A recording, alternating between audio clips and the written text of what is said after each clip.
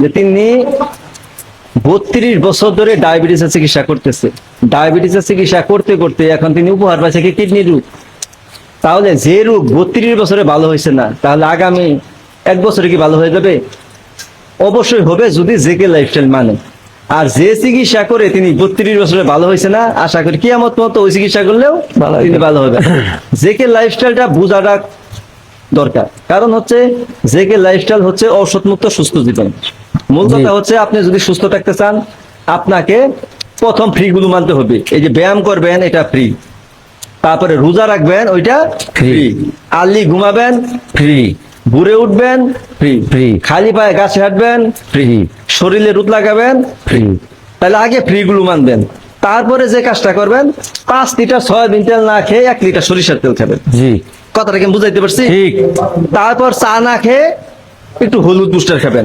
আমার কথা হলো আপনি ধীরে ধীরে উন্নতি করেন, এতে করে আপনি সুস্থ থাকতে পারবেন। আঙ্কেল, আপনাকে অসংখ্য ধন্যবাদ। আপনি যখন পরিপূর্ণ সুস্থ হবেন, তখন আপনাকে নিয়ে আরেকটি ভিডিও বানাবো ইনশাআল্লাহ। আপনাকেও ধন্যবাদ। আসসালামু আলাইকুম। প্রিয় দর্শক, এই যে আমার আঙ্কেলকে দেখতেছেন, আঙ্কেল কিন্তু আমাকে ছোট কাল থেকে চিনে। কারণ হচ্ছে আঙ্কেল মুক্তাগাছা বারেক চেয়ারম্যান বাড়িতে বেশিরভাগ সময় দিতেন, আর আমি কিন্তু বারেক চেয়ারম্যানের নাতি, এই হিসাবে আমিও সেখানে থাকতাম। আমার ছোট কাল থেকে আঙ্কেল চিনে। কিন্তু আঙ্কেল আমার এর মধ্যে চিনছে যে আমি মুক্তাগাছা নন্দীবাড়ি স্টেডিয়ামে ব্যায়াম করাই। যখন এখানে আসছে, আয়সা কিন্তু আমার চিনে ফেলছে। চিনে ফেলে প্রথম আমাকে বলবে, আবার বলতে পারছে না যে যদি ভুল হয়ে থাকে। হ্যাঁ, পরে আঙ্কেলকে আমি বলছি, আঙ্কেল আমি তো আপনাকে চিনি, আমি ছোট কালে আপনাকে দেখেছি। আপনার কি অসুবিধা? আঙ্কেল বলছে ডায়াবেটিস। আপনার ডায়াবেটিস না? সত্য কথা, ডায়াবেটিস। হ্যাঁ। আপনি কত বছর ধরে ডায়াবেটিস? 32 বছর ধরে। 32 বছর ধরে ডায়াবেটিস। সেখানে তো 32 বছর চিকিৎসা করছেন। চিকিৎসা করছি, ডাক্তারে ভিজিট দিছেন, ভিজিট দিছি, ওষুধ খাইছি, ওষুধ খাইছেন। হ্যাঁ, বিভিন্ন ভাবেই তো টাকা পয়সা লাগছে। হ্যাঁ, কিন্তু উপকার পাইনি। উপকার পাইছেন না? যাক, উপকার পাই নাই। অনেন এই স্টেডিয়ামে, নন্দীবাড়ি স্টেডিয়ামে আইয়া এই আঙ্কেলের এই কিছু অনেক ব্যায়াম কইরা অনেকখানি সুস্থতা বোধ করছি আলহামদুলিল্লাহ। এখন ডাক্তারি ওষুধ যেগুলো আছে এগুলো খাইয়া বাদ দিয়ে মার খাইতাম। ইন্স্যুরেন্স করতাম, ইনসুলিন দিতেন। ইন্স্যুরেন্স করতাম। ইন্স্যুরেন্স অনেক সময় আপ ডাউন, কমা যায় বাইরে যায়, কমা যায় বাইরে যায়। ওষুধ দিনে আমি ডাক্তারের কাছে গেছিলাম, এই ডাক্তার বললো যে এটা আপ ডাউন করতেছে, এখন ওষুধ পাল্টাইয়া দেই। পরে আবার ওষুধ পাল্টাইয়া দিছে। আমি স্যারের বললাম, স্যার ওষুধ তো খালি পাল্টাইয়া দিলেন, ওষুধের তো টাকা লাগে, আমার তখন টাকা নাই, তাহলে আমি এখন কি দেখাবো? আমি দীর্ঘদিন ধরে এগুলাই ভুগতাছি, অনেক টাকা পয়সা লক্ষ লক্ষ টাকা শেষ করছি। তখন আর কোলায় না, তখন বাদ দিছি যে আর ওষুধ খাইতাম না। আপনারাও, আপনাদের যাদের ডায়াবেটিস আছে তারাও নিয়মিত এই ব্যায়ামটা করে যাবেন।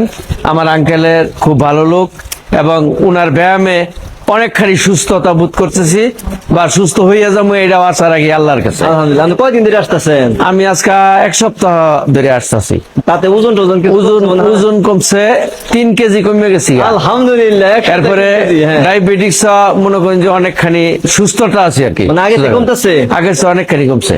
ঠিক আছে, আপনাকে পরামর্শ দিয়ে দিই লাইভে।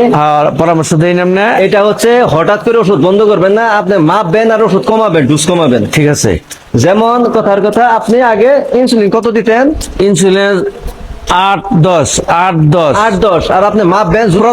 প্রথম যখন ইনসুলিন করছি 12-10 তাহলে এখন কত দেন?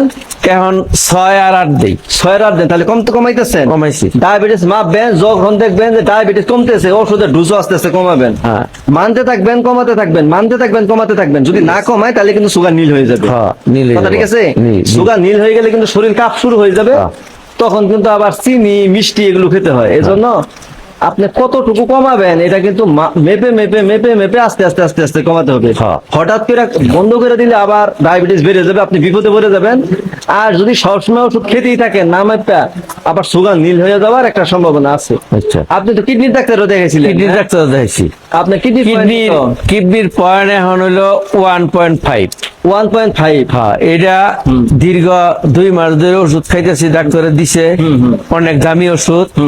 এই 2 মাস খাওয়ার পরে আমার কোনো উপকার হয় নাই, যেই সেই 1.5।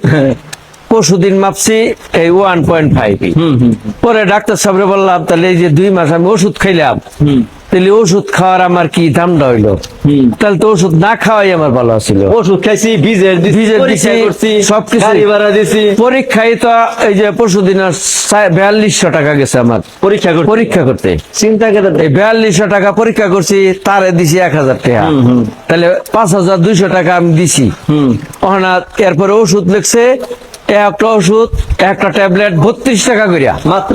হ্যাঁ, একটা করে ট্যাবলেট 32 টাকা। হুম, হুম। এটা 2টা করে খাওয়ান লাগবো। হুম। আরেকটা লেখছে 17.5 টাকা। হুম আর একটা লেখছে 14.5 টাকা। হুম। এই 3টা ওষুধ লিখছে, এক সপ্তাহ খামু একটা করিয়া, হ্যাঁ। এক সপ্তাহ পরে খামু 2টা করিয়া একবার, পরের সপ্তাহ 3 বেলা। পরের সপ্তাহ মনে হয় আরো বাড়বে। পরের সপ্তাহে তো আরো বাড়বো। এরপরে আমার বাড়ি ঘর বেচে আইলো, আমি ওষুধ খাইতাম না। আল্লাহ যে কয়েকদিন জীবিত রাখে, যে কয়েকদিন হায়াত আছে, এই কয়েকদিন আমি বাঁচবো ইনশাল্লাহ। তারপরেও এই যে আমার আঙ্কেলের আইসা ব্যায়ামটা করতেছি, শরীরটা সুস্থ থাকে। আমার পরিবার হয় না, আলহামদুলিল্লাহ। আমার পরিবার 3 দিন ধরে আহে, 3 দিন বাসা দিয়ে গেলে কিরকম কইলে আমার একটু ভালো লাগছে। আমি বললাম, যাও, আমি যখন ফল পাইছি তুমিও ফল পাবা। হ্যাঁ, অবশ্য ডায়াবেটিস নাই, কোমরের মধ্যে ব্যথা, হাঁটু লইয়ে চলতে পারে না, এই সমস্যার লেগে হে ব্যায়াম করে তো অনেকখানি আরাম হয়েছে আর কি। আপনারা ওই ব্যায়ামটা বাসায় করেন বা কোনো মাঠে করেন, এটা নিয়মিত করে যাবেন। এরপরে ইনু লাইভে দেখবেন কিভাবে করে, এইভাবে নিয়ম রানেরা পালন করবেন, ইনশাল্লাহ ভালো হয়ে যাবেন। এনে কিন্তু টাকা পয়সা লাগে নাকি? ইনু কোনো টাকা পয়সা লাগে না, ইনু যা দেয় এই আল্লাহর তরফ থেকেও কিছু হাদিস শোনায় বা ভালো ভালো কথা বলে। ওই যে আমগর জাহাঙ্গীর স্যার, উনিও ইসলাম ধর্মের তরফ থেকেই যা কিছু বলার সবকিছুই বলে। উনার বিরুদ্ধেও একটা ষড়যন্ত্রমূলক একটা কাজ চলতেছে, এইটার মধ্যে আমরা কেউ জানতে মাথা না দেই। আমরা এই ষড়যন্ত্র মানি না।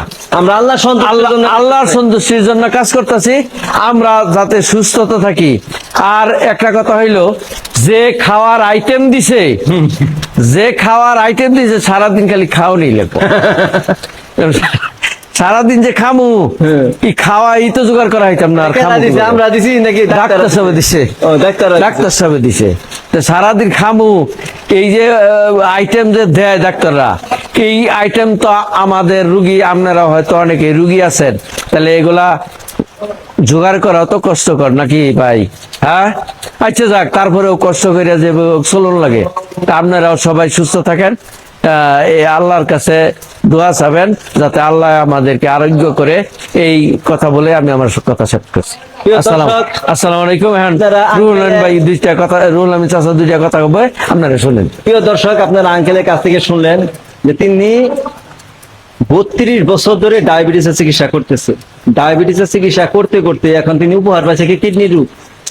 তাহলে যে রোগ 32 বছরে ভালো হয়েছে না, তাহলে আগামী 1 বছরে কি ভালো হয়ে যাবে? অবশ্যই হবে, যদি জেকে লাইফস্টাইল মানে। আর যে চিকিৎসা করে তিনি 32 বছরে ভালো হয়েছে না, আশা করি কিয়ামত মতো ওই চিকিৎসা করলেও তিনি ভালো হবে।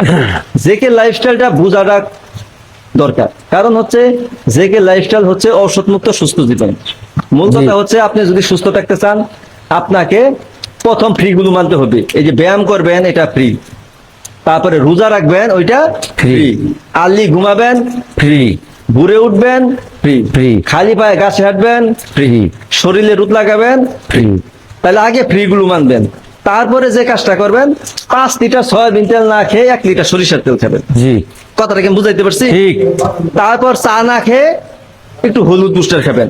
আমার কথা হলো, আপনি ধীরে ধীরে উন্নতি করেন, এতে করে আপনি সুস্থ থাকতে পারবেন। Yes. আঙ্কেল, আপনাকে অসংখ্য ধন্যবাদ।